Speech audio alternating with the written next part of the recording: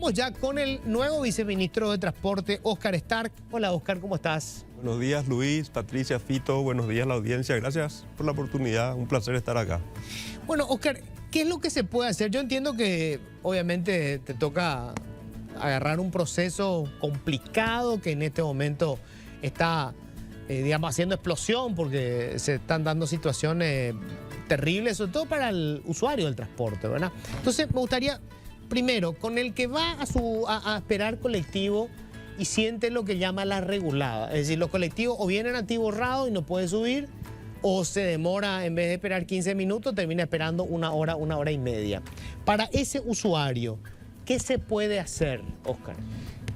Hay como acciones a corto y a mediano y largo plazo, ¿verdad? A corto plazo lo que se puede hacer y lo que vamos a hacer, de hecho ya lo estamos haciendo, es juntar la información que nos provee el sistema para generar un sistema también, perdón por la redundancia, de control más estricto, ¿verdad? O sea, básicamente lo que el sistema nos da información que los convierte en una herramienta súper poderosa para controlar, porque sabemos cuántos vehículos circularon en el día, cuántos tenían que haber circulado, cuál fue la frecuencia de cada uno de los vehículos. Es cierto que no se completó el centro de control y monitoreo y falta algunos módulos que van a hacer más fácil manejar la información y que van a también dar mejor información, porque nosotros no tenemos, por ejemplo, el georreferenciamiento de todo el trayecto del colectivo, pero sí tenemos el georreferenciamiento de cada validación, ¿verdad? O sea, cada vez que un pasajero se sube, yo sé dónde está el bus, ¿verdad? Entonces, ¿dónde hizo la validación? Exactamente, entonces puedo unir los puntos tipo esos dibujitos que hacíamos. ¿Sabes qué trayectoria exactamente, hizo? ¿verdad? ¿Y en qué horarios estuvo? Exactamente, entonces con eso se puede utilizar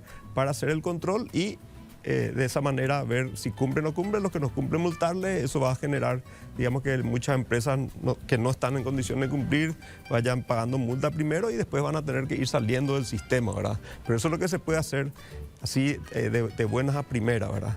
Y también yo creo que es fundamental lo que está pasando ahora de transparentar toda la información, ¿verdad? O sea, básicamente a partir de un usuario que le filmó a un chofer que estaba haciendo validaciones, surgió todo este movimiento que después vinieron otros usuarios con interés de profundizar el tema y hicieron los análisis que nos dieron estos datos y que también a nosotros nos posibilitaron mirar con detalle la base de datos y sacar también algunas conclusiones al respecto, ¿verdad? Entonces, la transparencia y el compartir toda la información que tenemos, yo creo que es también una política que va a generar finalmente en un mejor transporte público, ¿verdad? O sea, yo creo que es el camino por el que vamos a caminar. De hecho, la instrucción que yo tengo del presidente de la República, que a mí me llegó a través del ministro Huteman, es transparentar todo, hacer una investigación profunda de qué es lo que pasó ahí, contar también con la colaboración de la Auditoría General de la Presidencia de la República, de la Auditoría del Ministerio de Obras Públicas. Inclusive voy a tratar de hablar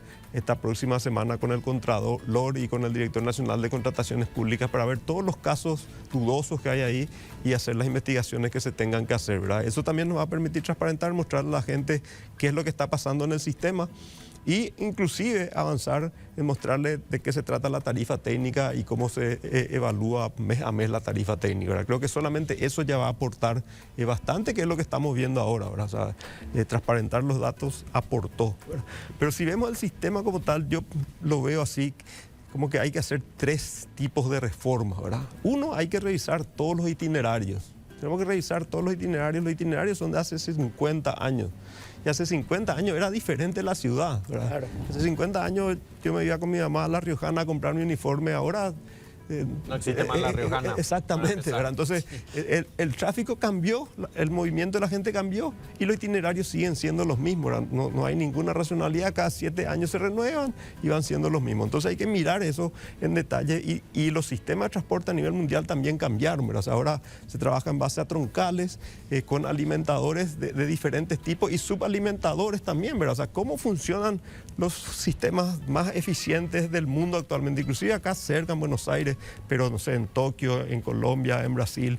Ese primer acercamiento a la línea se hace normalmente en bicicleta o en estos monopatines que se usan en la ciudad. Entonces vos llegás hasta la línea, dejás ahí, porque es de uso público, te subís al bus hasta un alimentador y el bus te lleva después a tu trabajo si es necesario, ¿verdad? O sea, si vos estás en un lugar no tan accesible para el transporte público, ¿verdad? Yo tomaba acá el colectivo para irme acá O sea, tomaba acá el colectivo que se iba de acá a acá, no tomaba otro. Era el único colectivo. Así Voy a mismo. esperar una hora hasta que venga ese colectivo que yo tomaba acá y me iba acá.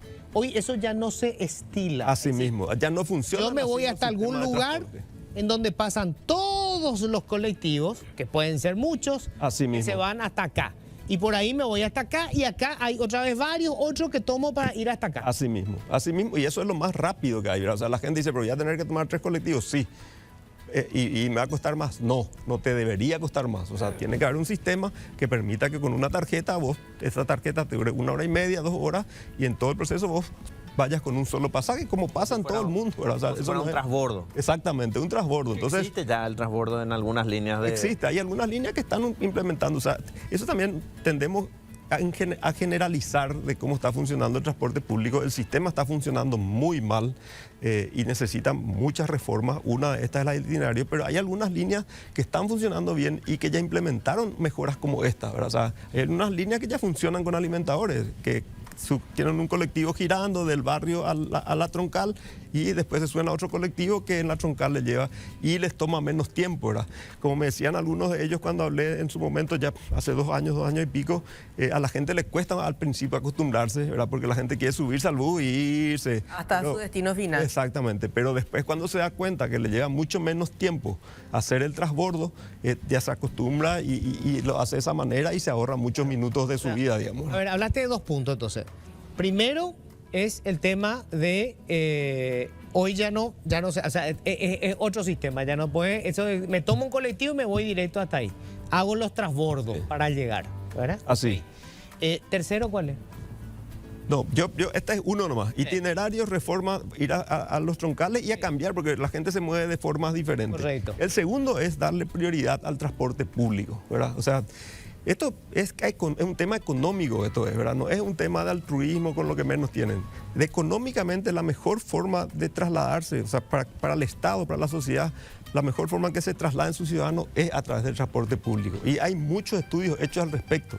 O sea, por eso en algunas ciudades el transporte público es gratis, no para ayudarle a los pobres que no pueden, no, es porque eso es lo que más le conviene al Estado, le conviene más eso que hacer autopista de 15 carriles, ¿verdad? O sea, 4 carriles, para o el sea, país- la inversión es menor. Exacto. En Para un país es más barato que la gente se mueva en el transporte público. Exactamente, y es hasta, no sé, 9 meses más barato, ¿verdad? Entonces, de alguna manera, esa persona que se va en el transporte público le está subsidiando a los que nos movemos en autos particulares, ¿verdad? Claro. Esa es la realidad, ¿verdad? O sea, cuando él se sube al transporte público está permitiendo que el Estado gaste en él solamente poner... son mucho más drásticas los números, pero gaste $1 más de lo que él gasta. Y en el caso del automóvil, el Estado tiene que gastar $9 más de lo que yo gasto, digamos. Porque Pongámoslo tiene así. que poner calles, avenidas, Claro, autopistas, claro. estacionamiento. O sea, ¿cuántos metros cuadrados se necesita para estacionar un auto? ¿Verdad? Yo me voy a mi oficina, llego a las 7 de la mañana, me quedo hasta las 5 de la tarde, está todo el día mi auto ahí gratis, ¿verdad? ¿Y eso quién me da? Y el Estado, ¿qué es la sociedad me da? ¿Verdad? Inclusive en los lugares que se paga, porque muchos de estos análisis están hechos en ciudades donde se paga el estacionamiento, nunca el estacionamiento tiene el costo de lo que costaría ese metro cuadrado en esa ciudad, en un estacionamiento particular, ¿verdad? Entonces, son cuestiones que hay que como que ir entendiendo de que es la mejor forma de hacerlo a través del transporte público. Entonces ahí está el tema, darle más espacio al transporte público. Tenemos que entender que ese es el camino y eso nos va a perjudicar a nosotros, los automovilistas, pero nosotros le estamos perjudicando a la sociedad cuando requerimos mucho más inversión que la que requiere el que se va en el transporte público, ¿verdad? Entonces, para pensar nomás en una medida drástica así, que tiene que ser analizada, pero ¿por qué no podríamos pensar que Mariscal López, por ejemplo, desde las 5 de la mañana hasta las 8 de la mañana, en la vía de entrada a Asunción, en la dirección de entrada a Asunción, sea solo para transporte público? ¿Verdad? ¿Por qué no podemos pensar eso? El transporte público en ese corredor va a andar mucho mejor. Los que andan en transporte público van a tardar mucho menos tiempo en llegar, ¿verdad? El costo del billete va a ser mejor, la tarifa técnica va a ser menor, ¿verdad? Porque obviamente van a gastar menos combustible, va a tardar menos tiempo, pero vamos a sufrir nosotros los que nos beneficiamos todo este tiempo de lo que el Estado nos dio. Entonces, no es una reforma fácil de hacer y lo estoy exagerando, digamos, una medida como esta, pero tenemos que ir en esa dirección. O sea, segundo punto, priorizar el transporte público. Claro, esto para que entienda la gente por qué es complejo, Oscar. Sí. significa que uno tiene que renunciar a privilegios. Así o sea, es. si yo tengo mi auto, ¿qué es lo que pasó con el tema de la bicisenda? O sea, la bicisenda lo que se plantea es un sistema de transporte público que le conviene a la sociedad que funcione. Pero para eso hay que renunciar a privilegios que tienen privados, como por ejemplo que yo me pueda ir con mi auto, estacionar sobre Palma y hacer una compra y salir aunque no está luego permitido que se estacione. Exactamente. ¿Verdad? Sí. O en el caso, digamos, yo me manejo en el auto y yo quiero más carriles para los autos. Y lo que le cuesta al Estado ese carril es menos que lo que le cuesta comprar, por ejemplo, colectivos eléctricos. Es mucho más, o sea, el carril cuesta mucho más Claro, que moverse en que el... comprarte, por ejemplo, buses Exactamente, eléctricos. ¿verdad? Y eso está probado, hay miles de estudios. Yo tuiteé justamente algo con respecto a eso y alguna gente me dice, bueno, pero en el mismo estudio dice que hay un cierto margen de error. Hay margen de error, pero no estamos hablando de 20% más, estamos 9 veces más en lo que se invierte. O sea, 5 veces más ya está exactamente, justificado. Hay estudios en todas las ciudades del mundo, ¿verdad? O sea, esa es una realidad que hay que reconocer y que tenemos que caminar en esa dirección, ¿verdad? O sea, yo enfrente a mi casa pasa la bicisenda. Para mí es un problema, porque Claro. antes estacionábamos de los dos lados y ahora estacionamos solamente de un lado, ¿verdad? Y al principio te incomoda, vos decís, pucha, no puedo más estacionar, a veces tengo que estacionar más lejos de mi casa de lo que estacionaba antes, pero me sorprende gratamente cómo se está respetando, ¿verdad? Yo suelo caminar a la tardecita como modo de relajarme un poco y también de hacer un poco de ejercicio y suelo irme por la bicisenda para ver, y son muy excepcionales los autos que están estacionando ahí en la zona del seminario y hasta la ciclovía de Boyani más o menos. O sea que eso me sorprende gratamente cómo la gente está respetando y a nosotros nos incomoda, ¿verdad? O sea, obviamente ahora tenemos menos espacio, no es tan Por eso, fácil estacionar. tenés que renunciar a ciertos privilegios. Exactamente. Perdés cosas. Pero cambios estructurales como los que son necesarios generan siempre reacción, ¿verdad? Claro. O sea, el cambio del transporte del Metrobús en Buenos Aires generó una reacción enorme cuando se empezó a implementar. Claro. Y, oye, Por la un 9 de sistema- julio encima, ¿no? Es... Sí, no, pero ellos yo creo que fueron muy inteligentes en ese proceso porque ellos hicieron el primer Metrobús en la Juan B. Justo, que era 4 kilómetros y que era una avenida bastante degradada en ese momento, ¿verdad? Y todos los de la Juan B. Justo protestaron, que esto es una vergüenza, no van a comprar nadie más acá.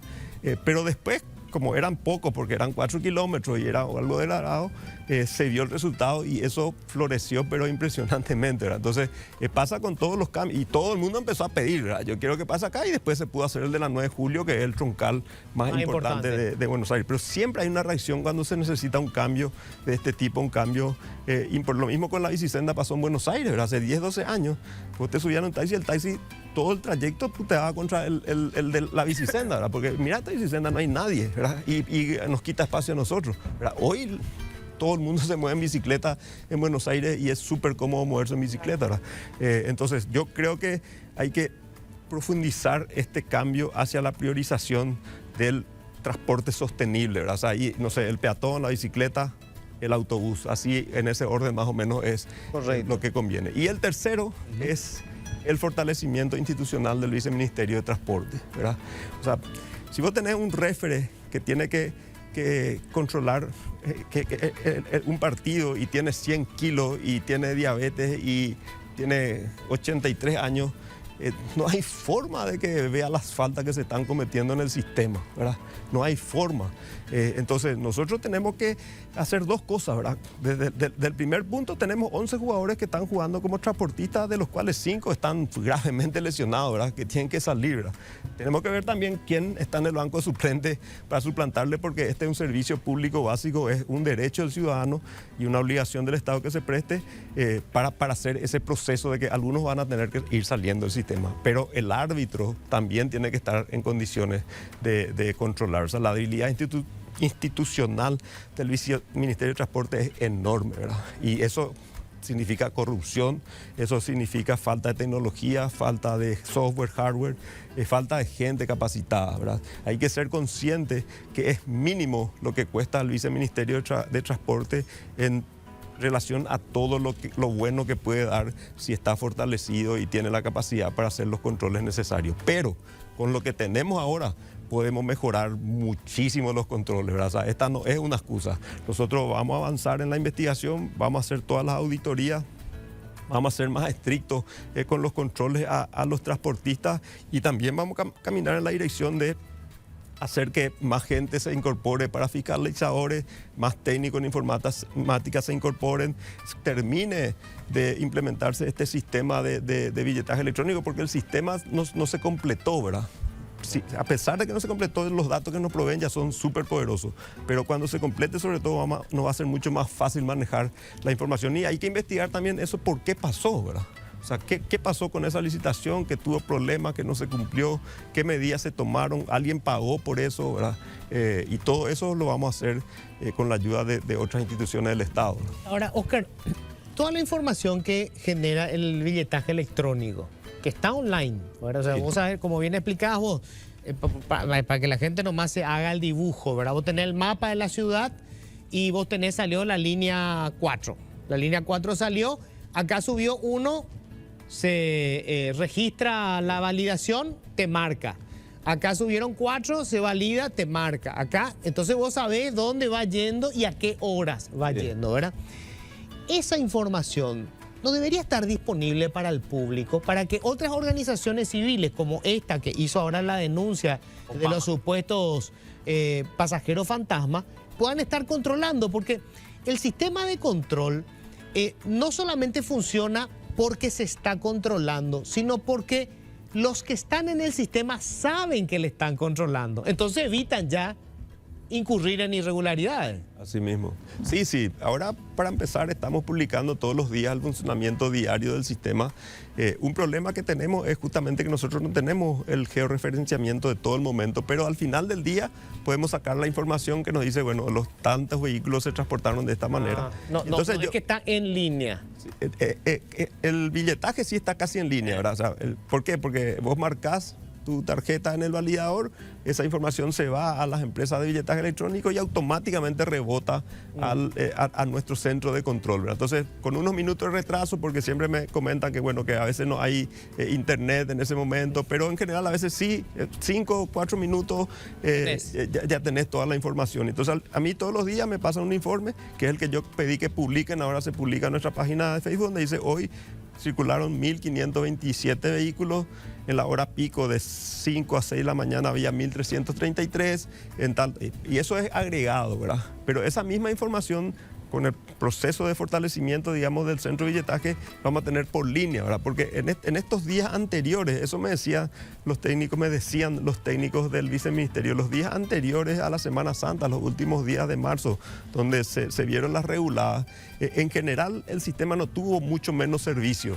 pero algunos corredores particulares en determinadas horas claramente tuvo menos servicio, ¿verdad? Entonces en Mariscal López se ve claramente que hay menos servicio que en un día similar a ese, porque todos los días, los últimos días del mes normalmente hay más. O sea, gente se confirma la regulada. Exactamente, se confirma la regulada y se confirma, yo creo que el hecho de que aparentemente fue una decisión que se tomó, ¿verdad? Porque ¿quién es el que va a evitar sacar su bus en el momento en que más va a recaudar, ¿verdad? O sea, no tiene lógica económica, financiera, pues esto, ¿verdad? Pero cuando, Oscar, ¿pero quién? Cuando planteas esto, fue una decisión.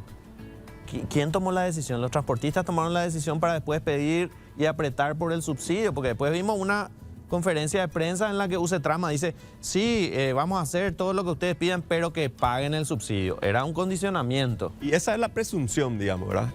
Pero ahí pasa algo que tiene que ver con que a lo mejor cuando miramos las obligaciones que ellos tienen, ellos no infringieron ninguna norma, ¿verdad? ¿Por qué? Porque hay ahí algunos huecos que les permiten a ellos hacer eso sin que el viceministerio le pueda multar por eso, ¿verdad? ¿Por qué? Porque ellos tienen que sacar un vehículo como máximo cada 15 minutos y eso hicieron, ¿verdad?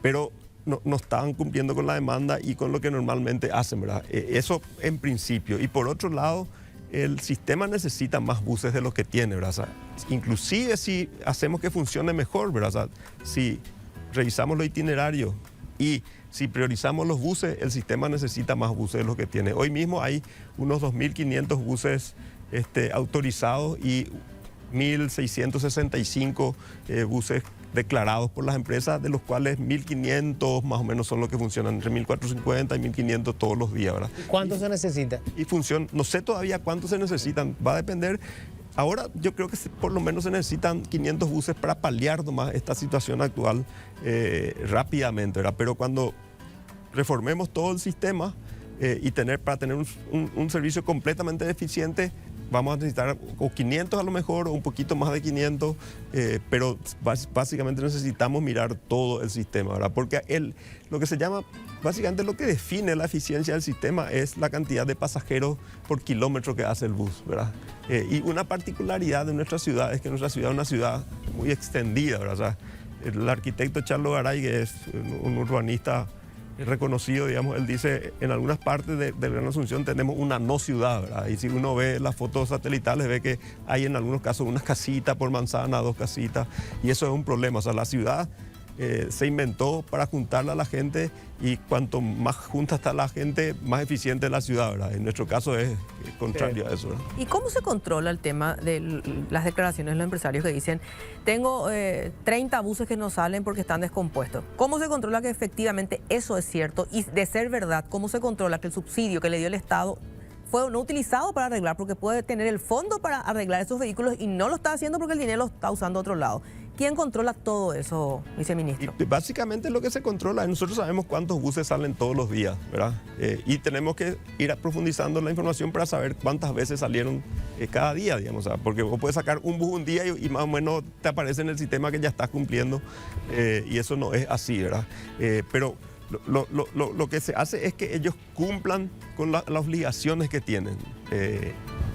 Y para hacerlo tienen que sí o sí utilizar ese dinero, porque la tarifa técnica es una tarifa que está calculada en un funcionamiento eficiente del bus. O sea, no es que se calcula en base al que en peores condiciones está su parque, menos eficiencia tiene, sino que en un sistema eficiente, ¿verdad? Entonces, si él, para cumplir con las obligaciones que tiene, sí o sí va a tener que invertir. Si uno mira la tarifa técnica, el 50-55% es combustible. El otro 20-25% es el pago de los choferes. Entonces, solamente con 2 rubros más importantes vos tenés 75-80% de la tarifa técnica, ¿verdad? Entonces, definitivamente si no estás invirtiendo en eso, y ese otro 20%, 25% que te queda es justamente para hacer los mantenimientos de los buses, para cambiar aceite, cubiertas, etcétera, etcétera. Ahora, Oscar, obviamente vos decías algo que es muy importante, ¿no? Se supone que las empresas del transporte venden pasaje. Sí. O sea, su negocio es vender pasaje. Si yo no saco mi bus, si yo no subo pasajeros, pierdo plata. O sea, pierdo compradores, ¿verdad? Todas las horas pico, ¿verdad? Claro, yo puedo tener un incentivo en no sacar cuando hay pocos pasajeros, pero... No, pero a eso quería llegar, ¿verdad? O sea, esto se trata de encontrar la fórmula que permita que esta gente gane plata vendiendo pasajes en los momentos en los que hay muchos compradores y en los momentos en los que no hay. O sea, si yo como Estado te digo, te voy a dar este horario en donde hay muchísimos compradores, entonces vos con un solo bus y con el costo que supone sacar un bus, vas a vender mucho pasaje. Pero tenés que cubrirme, para que vos tengas este filet miñón, me tenés que cubrir este otro en donde vas a perder. Ahí vas a compensar. Pero si vos no me haces este, no vas a tener este otro. O sea, esto puede ganar, ¿verdad? Encontrar la fórmula que permita que el usuario tenga siempre el servicio en el momento en el que no es rentable para el empresario, y en compensación el otro tiene, digamos, el momento en el que es muy rentable. Sí. Pero ese equilibrio o las empresas que están dando el servicio no reúnen los requisitos para este negocio. Son las dos que salir. cosas. Así mismo. Son las dos. Uno, la tarifa técnica, yo creo que se hizo muy buen trabajo en la tarifa técnica, se contrataron especialistas de primer nivel, tanto nacionales como extranjeros, y la tarifa técnica recoge todo eso, ¿verdad? O sea, la tarifa técnica básicamente lo que analiza es, terminado el mes, cuál fue el costo para transportar un pasajero de todo el sistema en ese mes, ¿verdad? Entonces, ahí se consideran los kilómetros que se recorrieron y los pasajeros que se levantaron. Cuanto más pasajeros se levantan, menor es la tarifa técnica. Así funciona, ¿verdad? O sea, si nosotros 4 nos vamos a San Bernardino, nos va a costar menos por persona que si nos vamos solo 2, ¿verdad? Porque si es 100.000 el costo del combustible, vamos a dividir entre 4 o entre 2, ¿verdad? Claro. Así mismo funciona el transporte público. Cuanto más gente se sube al transporte público, menor es la tarifa técnica. Y cuanto más kilómetros se hace con poca gente, mayor es la tarifa técnica. Eso recoge la tarifa técnica, ¿verdad? Y eso también genera un incentivo de que los transportistas tienen que subir la mayor cantidad de pasajeros porque al final le vamos a pagar a ese transportista en particular por ese pasajero que sube. Pero vamos a controlar todo el sistema por todos los kilómetros que se hacen, ¿verdad? Entonces, por ejemplo, en este caso de los pasajeros fantasma, ¿verdad? O para ser más preciso, de las validaciones sospechosas, ¿verdad? Los que hicieron validaciones sospechosas o fraudulentas, digamos, cuando confirmemos, le perjudicaron a todo el sistema, porque aumentaron el número de pasajeros y se beneficiaron ellos mismos. O sea, ellos le están robando a todo el sistema y se benefician ellos mismos. Por eso también hay como un control necesario entre ellos, ¿verdad? Que es bueno ese incentivo. O sea, acá lo que tenemos que ver es, hay tres actores principales, ¿verdad? Los transportistas, ellos como se pueden perjudicar de acuerdo al comportamiento que tienen, por ejemplo, en las validaciones, tienen interés en que se sepa que otro está haciendo mal, ¿verdad? Y por otro lado, los usuarios que también, por eso yo valoro muchísimo el trabajo que está haciendo esta gente de Opama, ¿verdad? O sea, los usuarios están entrando también a opinar y a participar de una forma institucional, que es lo que hay que hacer, ¿verdad? Porque si hay solamente la balanza tiene peso de un lado, obviamente se tiende a ir hacia ese lado cuando el viceministerio está en el medio, ¿verdad? Entonces yo creo que ojalá que Opama se siga fortaleciendo y aparezcan otras asociaciones de usuarios que generen en parte ese balance. ¿Descartan ustedes trabajar de cerca con ellos, con la gente de Opama? Porque tienen evidentemente una experiencia importante en esto que en su momento debió hacer el viceministerio de Transporte y no lo hizo, ¿verdad? Yo me reuní con la gente de Opama esta semana y tuvimos creo que una muy buena reunión y con sus técnicos informáticos, ¿verdad? Ellos tienen una gran capacidad técnica, o sea, informáticos de primer nivel están trabajando con ellos, científicos de datos de primer nivel están trabajando con ellos y por eso tuvimos estos resultados, ¿verdad? Ellos se fueron a la reunión para hacernos algunas consultas sobre los datos que le habíamos proveído, porque los datos obviamente están con ciertos códigos, etcétera, etcétera, entonces se les proveyó todos esos datos que ellos requerían, ¿verdad? ¿Qué significa K01? ¿Qué significa? Y además solicitaron más información. Nosotros le vamos a proveer toda la información que ellos soliciten. Esa es la idea, transparentar completamente todo. Ellos y cualquier otro interesado también en tener información, ¿verdad? ¿Cómo puede haber una diferencia tan grande entre dos viceministros? No te pido que hables del anterior viceministro, pero en el anterior caso tuvieron que pedir vía judicial la información.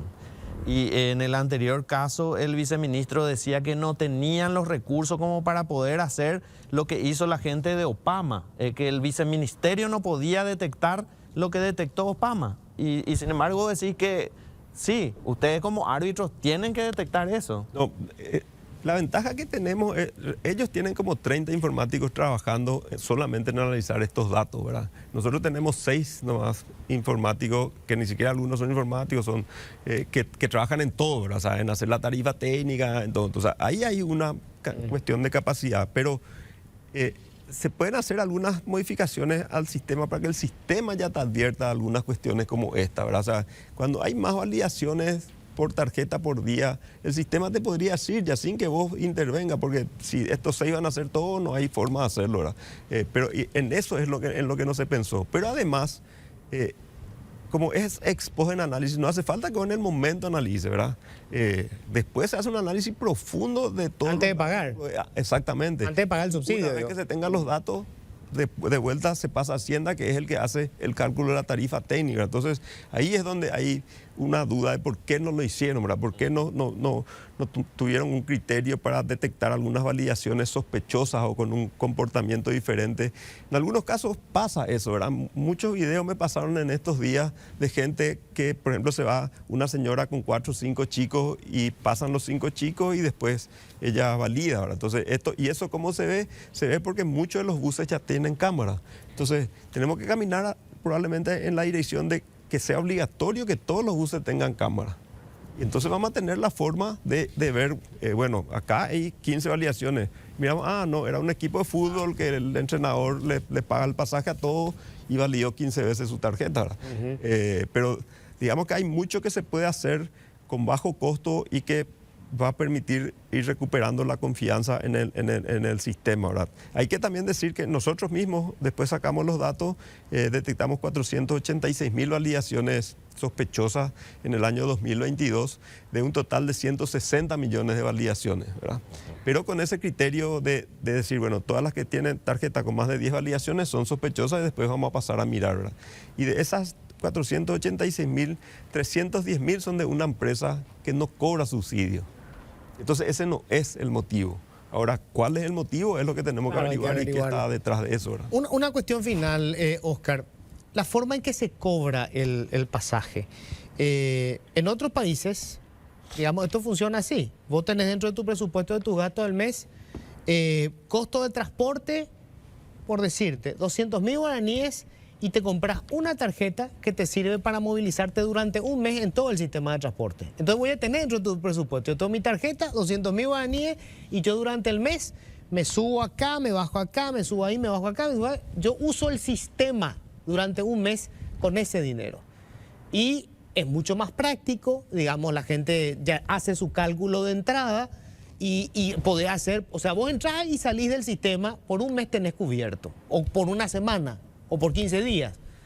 ¿Por qué no podemos llegar a eso? De alguna manera funciona así ahora, Luis, ¿verdad? Es lo que al principio, ustedes se deben acordar, hubo mucha reacción en contra del billetaje, ¿verdad? En el 2019 mucha gente no quería el billetaje, que era un problema. Al final es mucho más cómodo y te permite hacer esos controles, ¿verdad? O sea, lo que necesitamos hacer es eso que mencionaba antes, y así funcionan en otros países, de que esa misma tarjeta te sirva para transportarte por una hora, sea la línea que sea, o una hora y media, o el tiempo que sea necesario, ¿verdad? Y eso también es fácil de hacer, requiere hacer unas modificaciones en los contratos. De hecho, el sistema de validación no está incluido en los contratos, ¿verdad? O sea, se implementó el billetaje electrónico y los contratos siguen siendo los mismos, las licitaciones, los pliegos de licitaciones siguen siendo los mismos a los anteriores, ¿verdad? Entonces ahí también vamos a tener que ver el tema jurídico y hacer los cambios que nos permitan después hacer los controles también a través del sistema de billetaje, ¿verdad? Claro, porque tendría que ser eso que decís vos por tiempo, ¿verdad? O sea, porque, a ver, no es lógico que si yo hago un viaje de 10 cuadras, pago lo mismo que alguien que viajó 30 kilómetros o 40 kilómetros, ¿verdad? Entonces, si es por tiempo, o sea, yo usé por una hora y media, hoy yo puedo usar, digamos, un pasaje y puedo tomar 10 colectivos distintos en una hora y media. Total, digamos, evidentemente el recorrido que hice valía ese pasaje. Sí, exactamente. O sea, entonces va a pasar lo que decíamos antes, ¿verdad? Vos no necesitas subirte a un bus y después de 2 horas y media llegar a tu lugar de destino, sino vas a tomar 3 buses, claro, y vas a llegar en 1 hora en lugar de 2 horas y media, ¿verdad? O sea, ese es el objetivo final de esto. Y eso también tiene que estar relacionado a la modificación del sistema, o sea, ir cambiando los itinerarios para que estén de esa forma. O sea, me decían algunos de los transportistas, porque también me reuní con los usuarios y me reuní con todos los gremios de transporte, de que algunos están trabajando ya en esa dirección, ¿verdad? Y tenemos también una cuestión sobre la que hay que avanzar. Además de los buses del AMA, del área metropolitana de Asunción, que nosotros somos los encargados como viceministerio, los intermunicipales, tenemos los internos, ¿verdad?, claro, de la municipalidad, y tenemos los interurbanos, ¿verdad?, los que vienen de otros lados, de Cacupé, de Coronel Oviedo, de lo que sea, o desde más cerca también, ¿verdad? Y son como 3 sistemas que están funcionando independientemente, ¿verdad? O sea, si hay regulada en el sistema de los buses internos, nos perjudica a nosotros, ¿verdad? Hace algunos años había a lo mejor 250, inclusive hasta 500 buses internos, ¿verdad? Ahora hay 160, me dicen, que es la información que se tiene. Entonces, disminuyó también la oferta de buses internos por diferentes motivos, y eso también impacta en el sistema, ¿verdad? Antes también era más normal que los buses interurbanos levanten pasajeros dentro de Asunción, ¿verdad?